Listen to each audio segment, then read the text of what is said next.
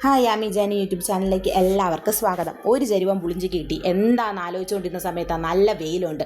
പിന്നെ ഒന്നും നോക്കിയില്ല, എല്ലാം കൂടി വാരി പറക്കിയിട്ട് കഴുകി നാലായിട്ട് കീറി വിചാരിച്ചു വെയിലുള്ളതല്ലേ അപ്പോൾ നമുക്കൊന്ന് ഉണക്കി വെക്കാമെന്ന് വിചാരിച്ചു. അങ്ങനെ മുളക് പൊടിയും അതുപോലെ ഒരു 2-3 സ്പൂൺ മുളക് പൊടി, മുളക് പൊടിയൊക്കെ അങ്ങ് ഇട്ടു.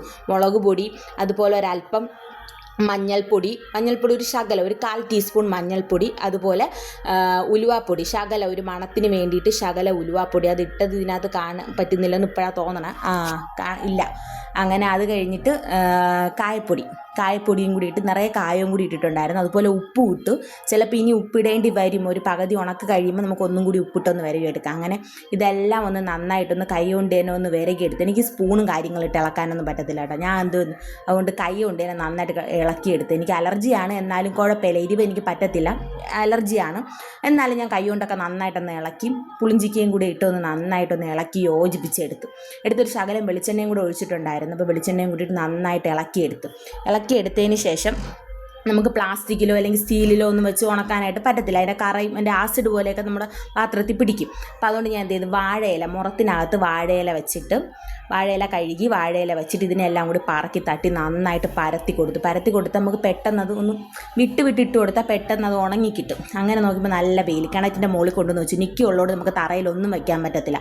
അങ്ങനെ കിണറ്റിൻ്റെ മണ്ടയിൽ കൊണ്ടുവന്ന് വെച്ച് അതവിടെ ഉണങ്ങാനായിട്ട് വെച്ച് നോക്കിയപ്പോൾ വീണ്ടും കുറച്ച് പുളിഞ്ചിക്ക ബാക്കി. പിന്നെയും ഒന്നും നോക്കിയില്ല, ചീനിച്ചട്ടി അടുപ്പത്ത് കയറ്റി ബാക്കിയുള്ള പുളിഞ്ചിക്കയെല്ലാം അരിഞ്ഞ് ആ ചരുകത്തിൽ തന്നെ ഇട്ടൊന്ന് ഇളക്കി. അതിൽ മുളകൊക്കെ ഉണ്ടായിരുന്നു, അപ്പോൾ ഒന്നിട്ട് ഇളക്കി വെളിച്ചെണ്ണ ഒഴിച്ച് കടുകും കൂടി വറുക്കായിട്ട്, എന്താണ് പുളിഞ്ചിക്ക അച്ചാർ അത് തന്നെ. അപ്പം കടുകെല്ലാം ഒന്ന് ഇട്ട്, നമ്മുടെ വീട്ടിലെ തന്നെ കാന്താരിയാണ് കേട്ടോ, കാന്താരിയും അതുപോലെ ഇവിടെ അച്ചാറിൽ വെളുത്തുള്ളി ഇടുന്ന ഭയങ്കര ഇഷ്ടമാണ്. അങ്ങനെ വെളുത്തുള്ളിയും അതുപോലെ തന്നെ കാന്താരിയും വറ്റൽമുളകും എല്ലാം ഒന്ന് ഇട്ട് പൊട്ടിച്ചതിന് ശേഷം, കാന്താരി ഇട്ടപ്പോഴറിയണം നന്നായിട്ട് പൊട്ടിത്തെറിക്കുന്നുണ്ട്. പിന്നെ ഒന്ന് തീയെല്ലാം ഒന്ന് കുറച്ചൊന്ന് ഇളക്കി വെച്ചതിന് ശേഷം അതിലേക്ക് വീണ്ടും മുളക് പൊടി, ഒരു ശകലം മുളക് പൊടി,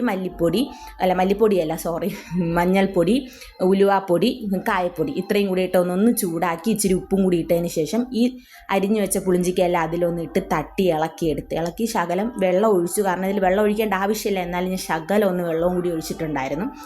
ഇളക്കി നന്നായിട്ട് എടുത്തപ്പം പുളിഞ്ചിക്ക അച്ചാർ റെഡി. അത് കഴിയുമ്പം തുണി വിരിക്കാനുണ്ടായിരുന്നു. എപ്പോഴും താഴത്തെ ആ ഒരു കറങ്ങൽ വീഡിയോയിലേ കാണുന്നുള്ളൂ. ഇതാണ് ഞങ്ങളുടെ മുകളിലത്തെ നില. മുകളിൽ ഒരു റൂമും ഒരു ഹാളും ബാൽക്കണിയുമാണ്. പിന്നെ നമ്മുടെ ഇത് സൈഡ് വശമാണ്. ഇവിടെ നമ്മളിപ്പോൾ റൂഫ് ചെയ്തിട്ട് 1 മാസത്തോളം ആവുന്നേ ഉള്ളൂ. അങ്ങനെ നമ്മൾ റൂഫ് എല്ലാം ചെയ്തിട്ട് നമുക്ക് തുണി വിരിക്കാൻ സൗകര്യമായിട്ട് വാഷിംഗ് മെഷീന് മേളിൽ തന്നെയാണ് കുറേ നാളുകൊണ്ടിരിക്കുന്നത്. അങ്ങനെ തുണിയെല്ലാം വിരിച്ച് 2 മാറ്റ് എടുത്ത് നനയ്ക്കാനുണ്ടായിരുന്നു. അങ്ങനെ മാറ്റും എടുത്ത് അതിനകത്ത് ഇട്ടതിന് ശേഷം ഇതാണ് മുകളിലത്തെ സീനറി. മുകളിൽ ഇങ്ങനെയാണ്, കാണാൻ നല്ല ഭംഗിയുണ്ട്. ഇപ്പോൾ തൊട്ടപ്പുറത്ത് നിന്ന് റബ്ബറൊക്കെ മുറിച്ചപ്പോൾ നമുക്ക് എല്ലായിടവും കാണാം. ഇതുമാണ് മുകളിലത്തെ നില. അവിടെ കർട്ടനെല്ലാം ഇട്ടേക്കുന്നത് അത് നമ്മുടെ പ്രൊജക്ടറിൻ്റെ സ്ക്രീനാണ്. ഇപ്പോൾ പ്രൊജക്ടർ അവിടെ ഇല്ല, അപ്പോൾ അതുകൊണ്ട് പിന്നെ സ്ക്രീനിനെ ഒന്ന് ഊരിയിട്ട്, കാരണം എന്ന് വെച്ചാൽ ഇത് വെട്ടം കിട്ടാൻ വേണ്ടിയിട്ട്. ഇതാണ് ഫർഗോള. അങ്ങനെ അതെല്ലാം ഒന്ന് കഴിഞ്ഞ് ഉണ്ടതിന് ശേഷം പിന്നെ മോളെ വിളിക്കാൻ വേണ്ടിയിട്ട് പോവാൻ റെഡി. അപ്പോൾ നമ്മുടെ ഉണങ്ങിയ പുളിഞ്ചിക്ക കാണണ്ടേ, ഉണങ്ങിയില്ല, ചെറുതായിട്ടൊന്ന് വാടി വന്നു. ഇനി 2 ദിവസത്തെ വെയിലാകുമ്പം പുളിഞ്ചിക്ക റെഡിയായി. അങ്ങനെ മോളെ വിളിക്കാൻ വേണ്ടിയിട്ട് ഇറങ്ങിയിട്ടുണ്ടായിരുന്നു. ഊണ് കഴിഞ്ഞ് കുറച്ച് നേരം ഒന്ന് ഇരുന്നാൽ പോയി ചെന്ന് അവളെ വിളിച്ചുകൊണ്ട് വരും. ഒരുപാട് നേരം ഇരുത്തിക്കത്തില്ല, പ്രീ പ്രൈമറി ആയതുകൊണ്ട് തന്നെ നമുക്ക് നേരത്തെ പോയി ചെന്ന് വിളിച്ചുകൊണ്ട് വരാം. അങ്ങനെ മോളെ വിളിക്കാനായിട്ട്, ആമിയെ വിളിക്കാനായിട്ട് പോവുകയാണ് കേട്ടോ. ഇതാണ് നമ്മുടെ ചായം. വിതുര ചായത്താണ് എൻ്റെ വീട്. ഇത് ചായം ജംഗ്ഷൻ. അത് കഴിഞ്ഞ് പ്രീ പ്രൈമറി സ്കൂളിലാണ് അവർ പഠിക്കുന്നത്. 2 പേരും അവിടെ തന്നെയാണ്. മൂത്ത ആൾ ബസ്സിൽ വരും, ഇളയാളെ ഞാൻ നേരത്തെ പോയി ചെന്ന് വിളിച്ചുകൊണ്ട് വരും. അപ്പോൾ അവിടെ നിന്ന് ഞാൻ ഒരു തത്തമ്മ ചുണ്ട് പറിച്ചു കൊടുത്തായിരുന്നു. നമ്മുടെ പണ്ടി തൊടിയിലൊക്കെ നിൽക്കുന്ന തത്തമ്മ ചുണ്ടില്ലേ, അങ്ങനെ അതും എടുത്ത് മൂക്കിൽ വെച്ചുകൊണ്ട് വരുന്ന വരവായി കാണണം. പിന്നെ അവിടെ നിന്ന് കാറിനെയൊക്കെ പൊക്കിയൊക്കെ നോക്കണം, എന്തിനാണെന്ന് എനിക്ക് അറിഞ്ഞൂടെ, അടി കിട്ടാത്ത ഭാഗ്യം. അങ്ങനെ അതൊക്കെ കഴിഞ്ഞ് വന്ന് വീട്ടിലേക്ക് വന്ന വരവാണ്. അപ്പം വരുമ്പോഴേ നിക്കീന്ന് വിളിച്ചുകൊണ്ടാണ് വരുന്നത്.